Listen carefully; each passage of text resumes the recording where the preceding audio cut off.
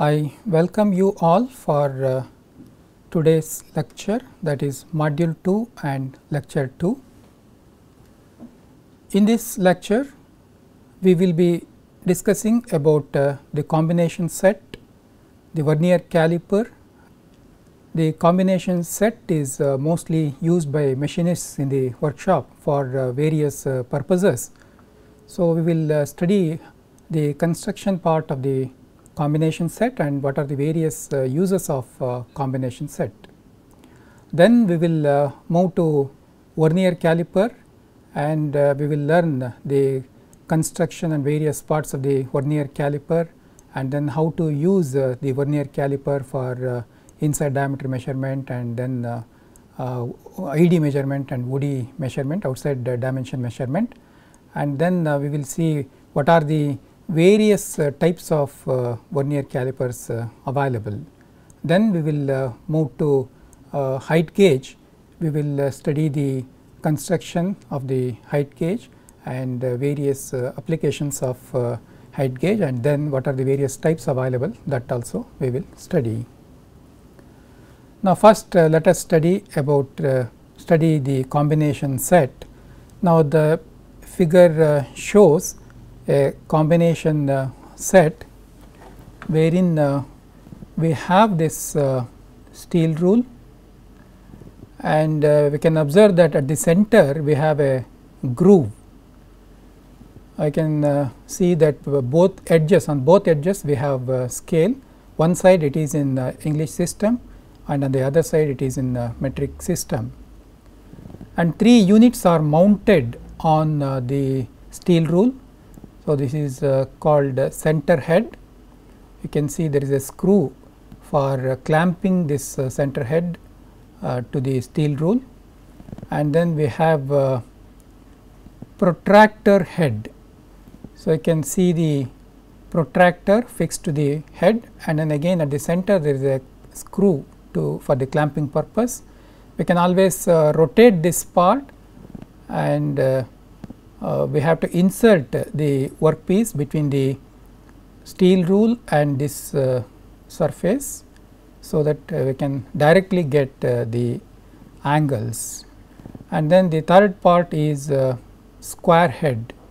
This is used to check squareness of the workpieces and an angle of 45 degree, and then a spirit level is also provided for checking the leveling of surfaces. And then there is a scriber which can be used for scribing lines on workpiece, and again there is a screw for clamping purpose. Now, let us start how to use a square head. Now, here we can clearly see the groove provided on the steel rule for guiding the square head, and then we can see the checking of a workpiece. Now, this is the workpiece for which we need to check the squareness, that is whether this surface is perpendicular to the bottom surface, that we need to check. For that we can use the square head as shown here. Now, we have to butt the vertical surface of the square head with this vertical surface of the workpiece, and then we should try to insert paper. If it enters, it indicates that there is some error in the squareness.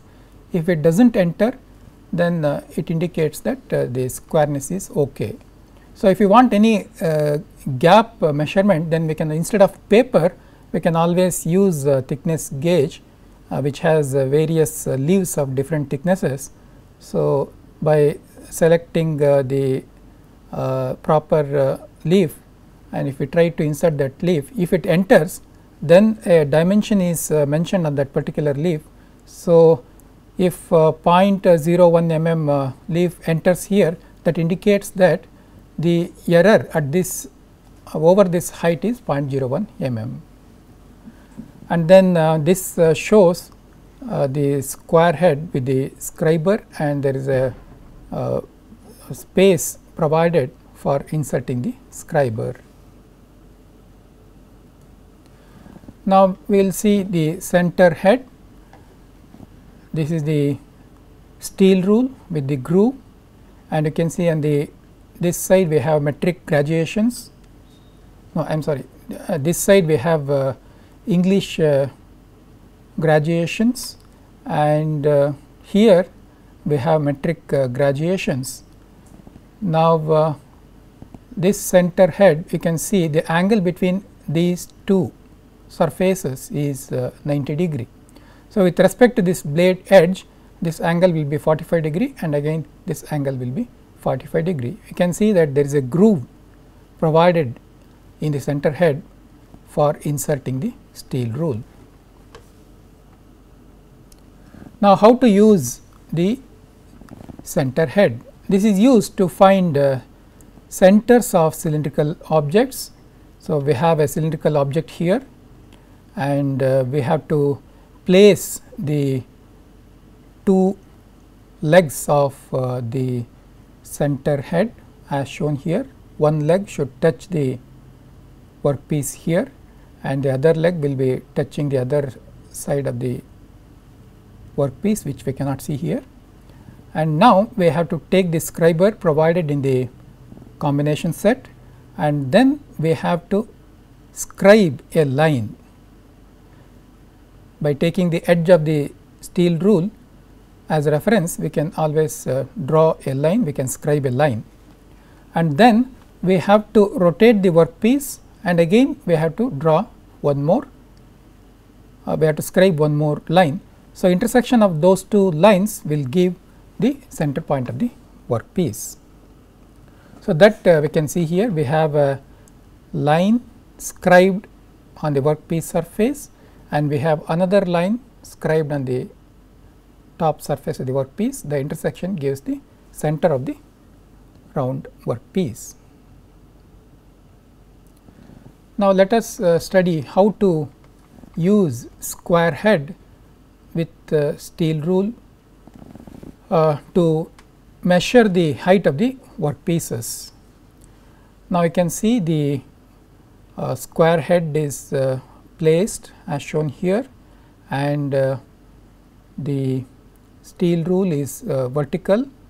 Now, this reading at this edge, the reading of the steel rule is 610 millimeter. So, this becomes the reference point, and then we have to read the steel rule, and we should note down what is the reading here. So, this becomes the measurement point. The difference between this reading and the reference point reading gives the height of the workpiece.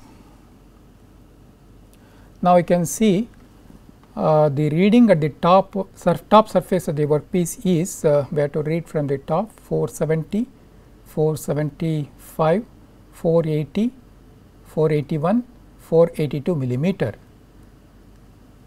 So, the difference is 610 minus 482 is equal to 128 millimeter. That means, the workpiece height is 128 millimeter. So, the resolution available in this steel rule is 1 millimeter. So, we get reading in terms of millimeters up to a resolution of 1 millimeter. Now, let us study the measurement of angles using a protractor head. Now, I am trying to measure the angle between this surface and this surface of the square head. Okay. Now, you can see one surface of the square head is in contact with the steel rule, and the other surface is in contact with the protractor head surface like this. Now, we can directly read the angle between this edge and this edge. This is the angle. So, that we can directly get without any calculation using this protractor.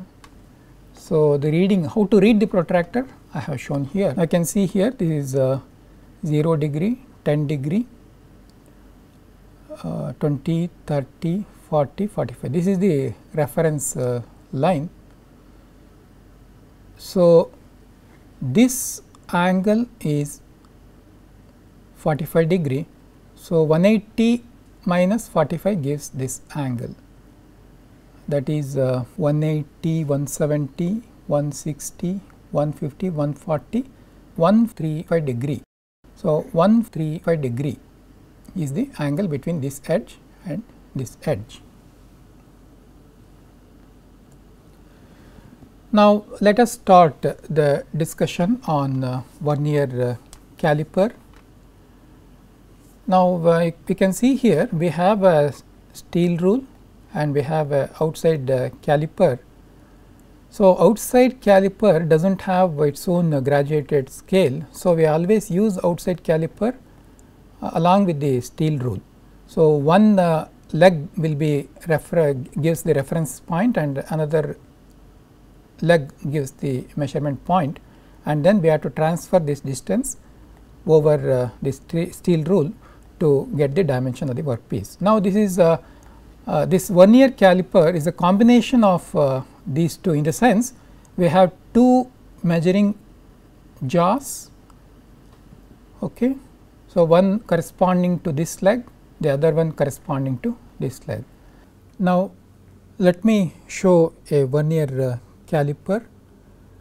Now, this is the main part of the vernier caliper. This is called beam. Now, on the beam we can see on the lower side we have graduations in metric system.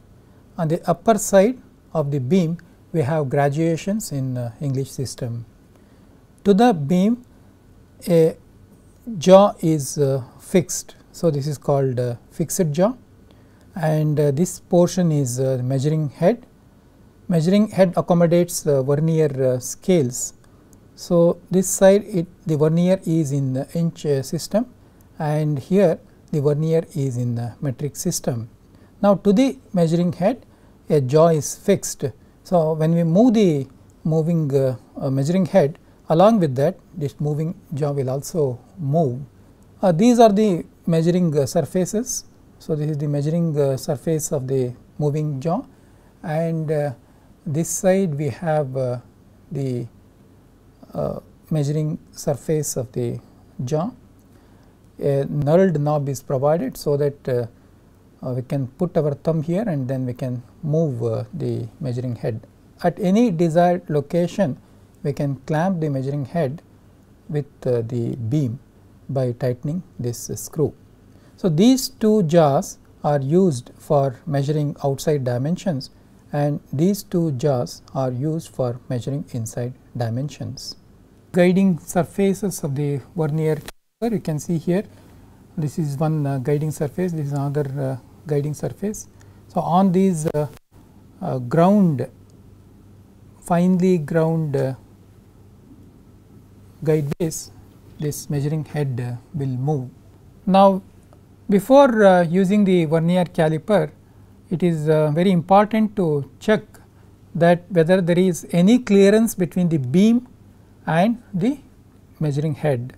Now, if there is any clearance, if there is any movement, if there is any clearance between the measuring head and the beam, we can see here a wear block is provided inside.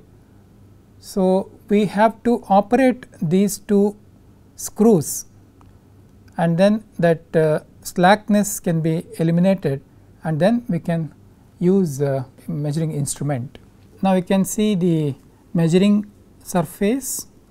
It is very important that this measuring surface and the other measuring surface should have proper flatness. They are finely ground and lapped to maintain very good accuracy of flatness. A flatness of 1 micron or lesser than that is maintained.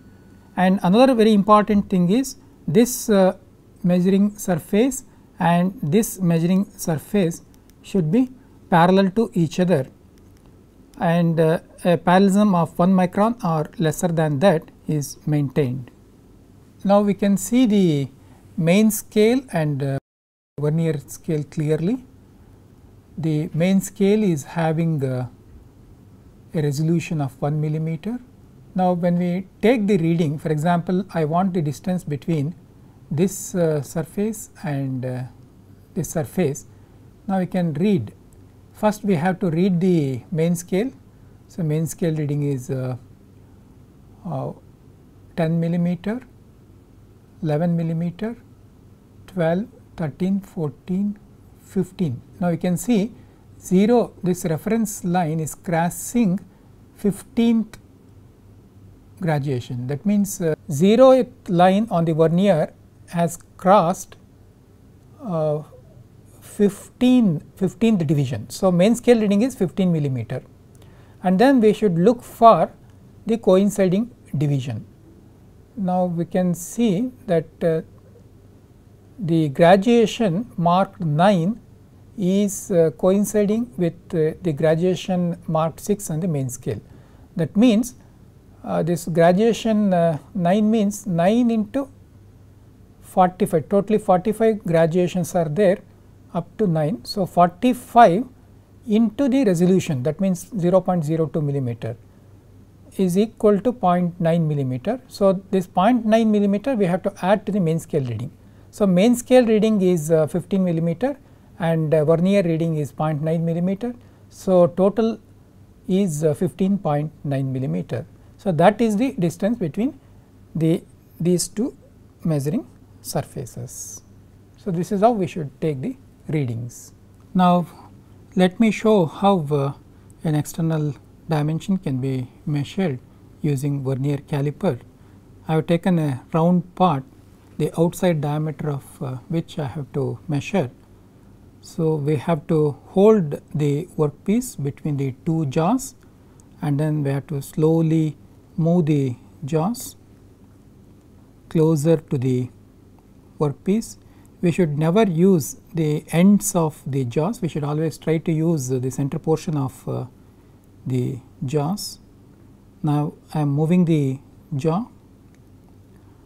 Okay, now, the moving jaw has come in contact with the workpiece. Now, I can clamp the measuring head. Now, I have to remove the vernier caliper from the workpiece. Now, I can read the scale.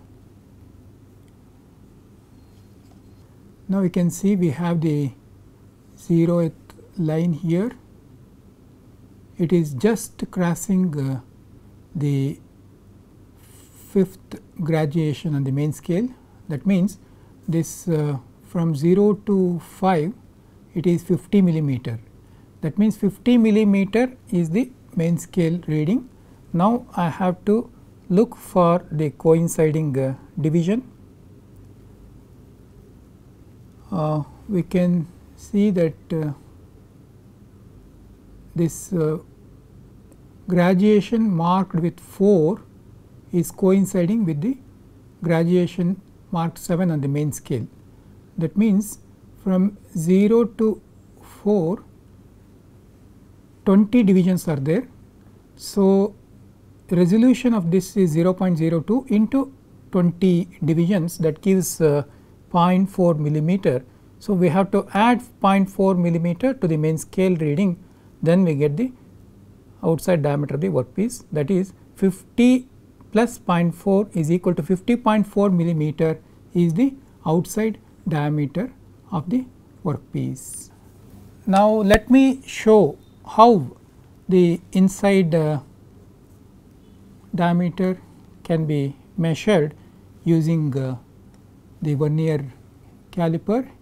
We have to use the jaws meant for inside measurement. Now, I am inserting the workpiece over the jaws, and we have to take care that the two jaws meet the workpiece at the diameter, not at any other chord.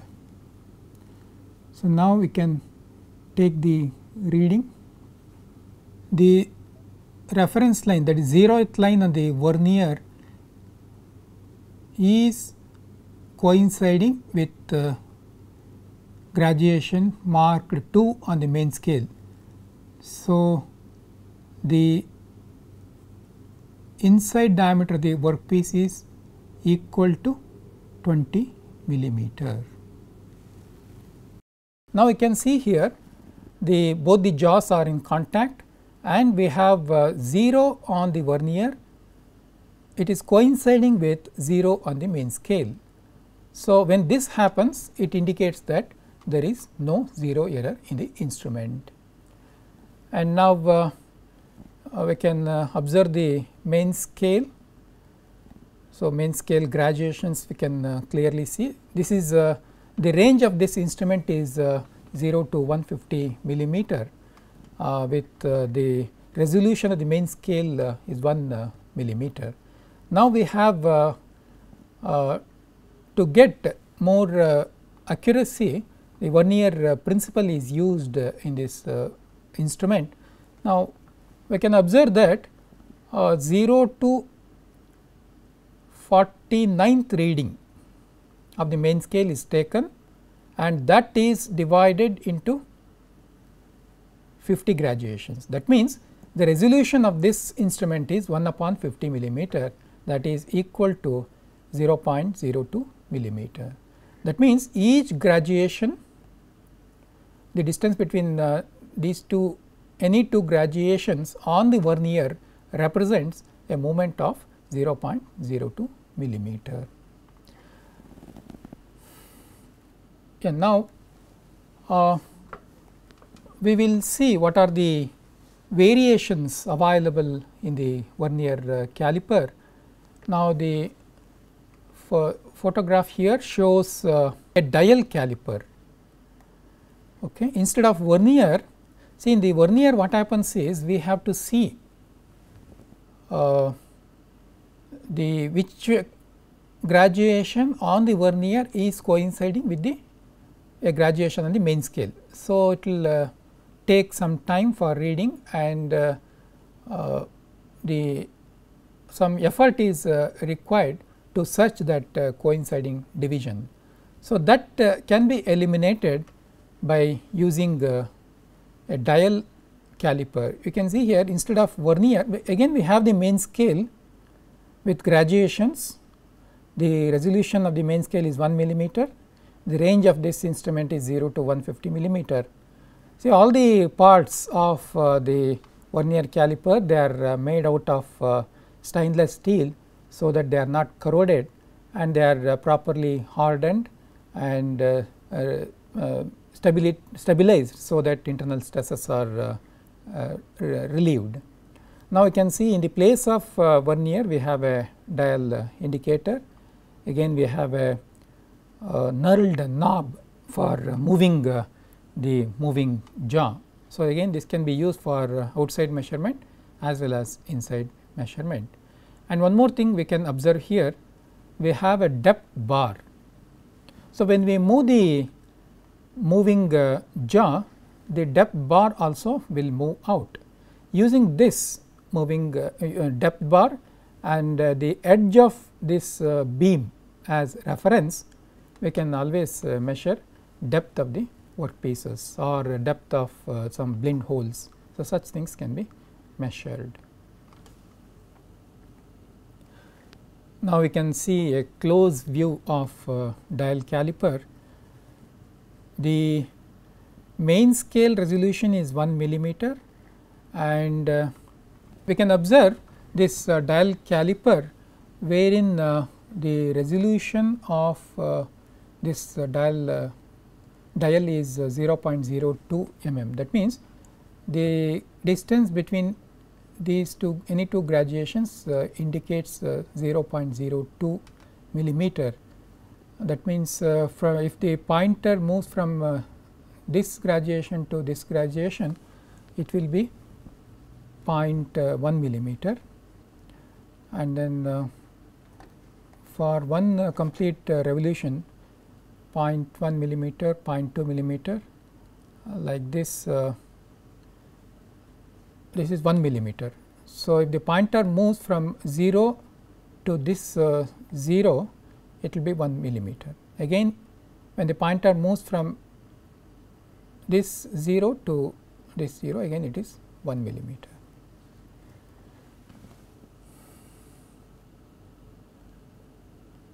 That means, the workpieces can be measured to an accuracy of 0.02 millimeter. Now, we have a digital vernier caliper. We can see here instead of dial and dial or vernier, we have a digital display. We have a digital display here, and again a screw is provided for clamping the measuring head to the beam at any desired location.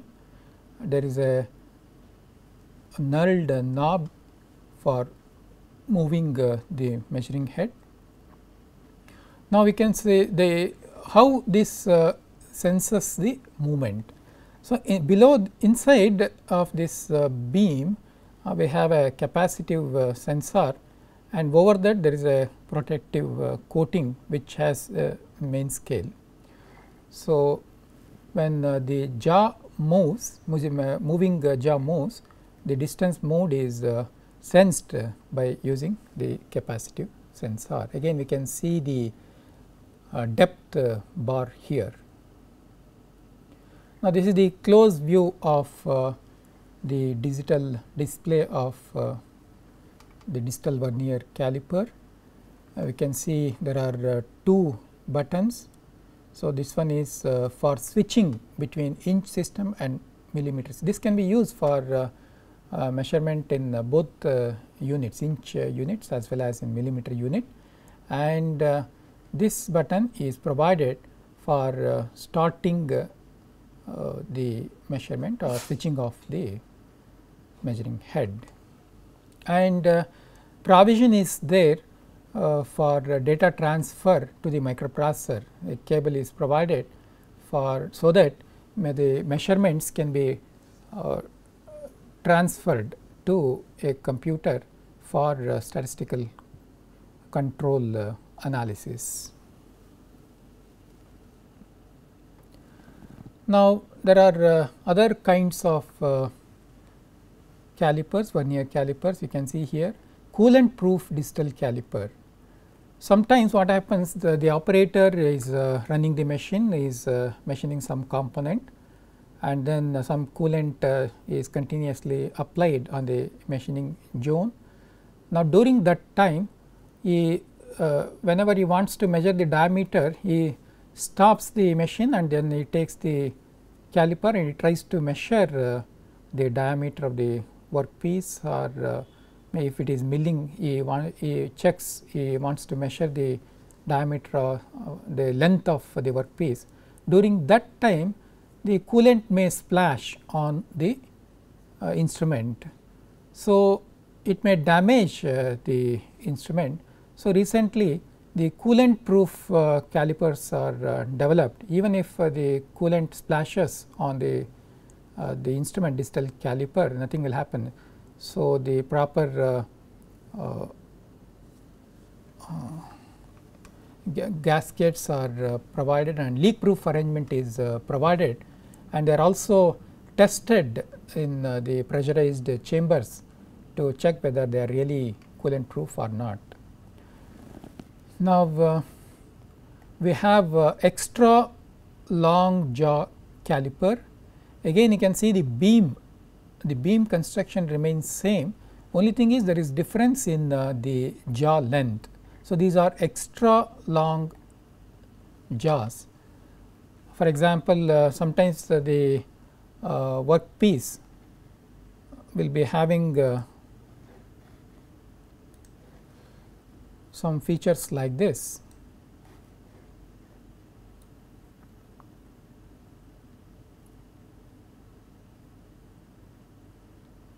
I am just drawing a sketch of a workpiece which is having some internal feature. Now, with the normal vernier caliper or dial caliper, it becomes difficult to measure this distance. because of this depth involved. Now, we can always have an extra long jaw caliper, so that these two jaws will enter into the workpiece and then they can measure the distance d. Now, this length of jaw will be up to 300 millimeter long jaws are available. Similarly, see, this is extra long jaw caliper. Similar to this, we can have extra long vernier caliper. Jaw remains the normal length, whereas the beam length will vary up to 3 meters. So, such a long calipers one can get. So, they are required to measure big workpieces. And then we have a point caliper. We can observe the measuring jaw ends, they are pointed. So, these things will be useful for measuring difficult to assess places. For example, say we have a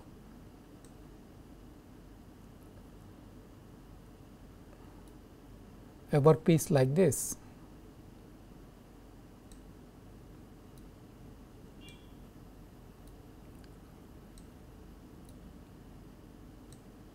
Okay. So, very narrow grooves we have. Now, I want to measure the distance between these two. So, this distance I want to measure. So, normal caliper cannot be used here because of the size of the jaw. So, these pointed caliper, point end calipers can be used in such applications.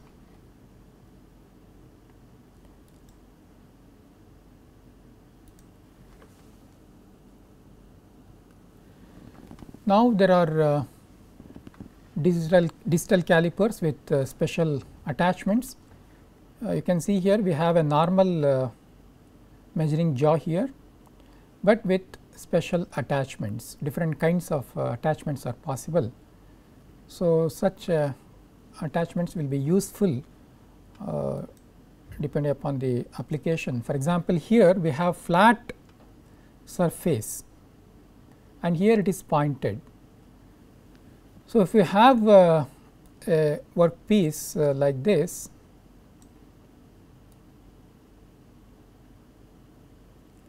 now if we use both flat tips, then what happens is the contact will be like this.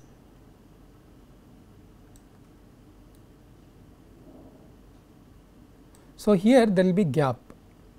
So, this will lead to some error in the measurement.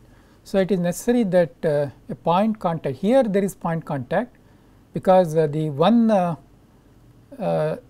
jaw or one anvil is flat and it makes a point contact here, and then since this is pointed, so it will make a point contact and that it will go and touch the workpiece. So, we get the correct measurement. Similarly, we can have center distance vernier caliper. Okay, we have the main beam with finer adjustment screw, and then you can see the jaws have special shapes, special contour. They are contoured type or cone type jaws are there. And then other interesting thing is this moving jaw will move horizontally and this jaw will move vertically. You can see there is a screw for clamping this jaw at any desired location. We can unscrew this, we can move this jaw along with the scale, and then at any desired location we can clamp it. Now, what is the application of this center distance vernier caliper? Let us draw a simple sketch. Now, say we have a workpiece like this.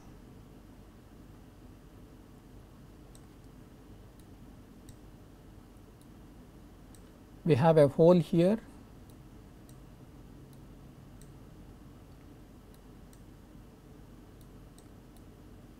and then we have another hole here.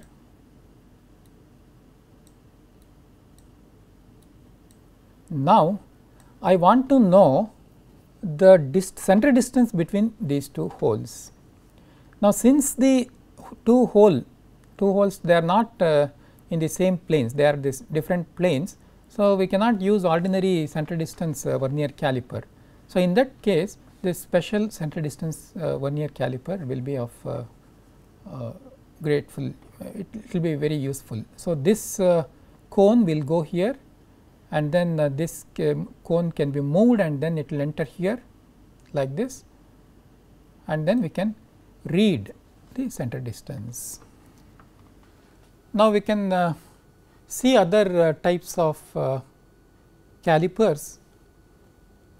So, this is a digital caliper, this is offset caliper. Now, you can see this is the moving jaw, and this is the jaw which is beam mounted jaw. So, it is mounted on the beam, and then it can be moved in the vertical direction, and it can be clamped at any desired location using this screw. Now, what is the use of such a offset caliper? Now, you can see here we have a stepped workpiece, we have a step here. I want to measure the distance between this surface and this surface. Since this surface and this surface, they are not at the same level. So, we cannot use the ordinary caliper. So, in such cases this offset caliper will be useful.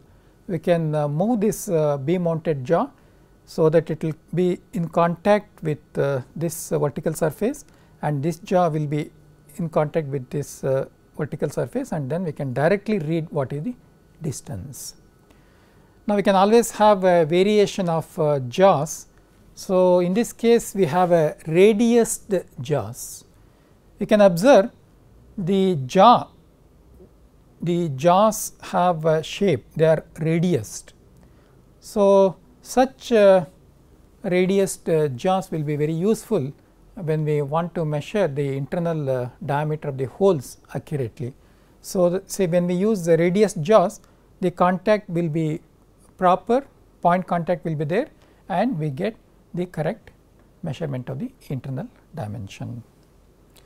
So, if we use flat jaws to measure internal dimension of this type, what happens is, you can see here the contact is at these 2 points, not at the center.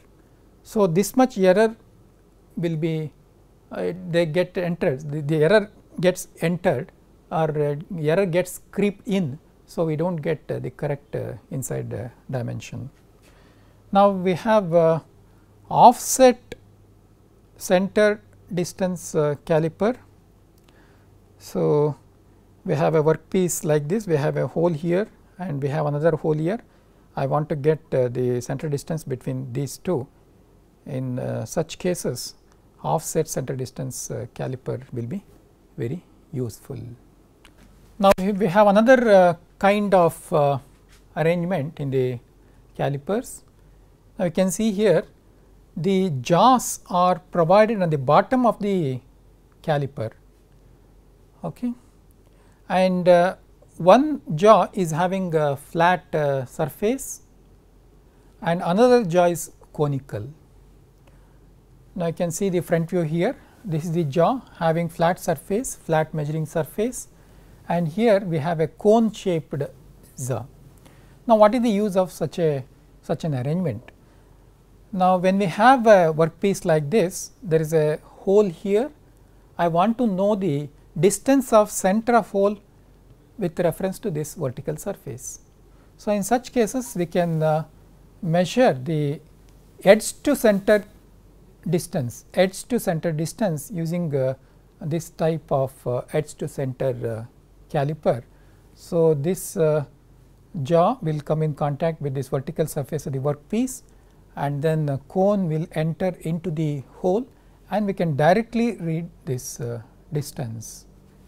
And there is another variation of caliper. So, that is blade type jaw. The caliper will be having a blade type jaw. You can see the blade type jaw. From the end view we can see the thickness of the blade is 0.75 millimeter. So, what is the use of such an arrangement? So, this will be very useful when we wish to measure very narrow grooves. Now, let us conclude this session. In this session, we studied about very important instruments, that is combination set and then vernier caliper. We studied about construction of these instruments and how to use those instruments for various applications and what are the variations available. So, those things we studied. In the next class, we will continue the linear measurements. Thank you.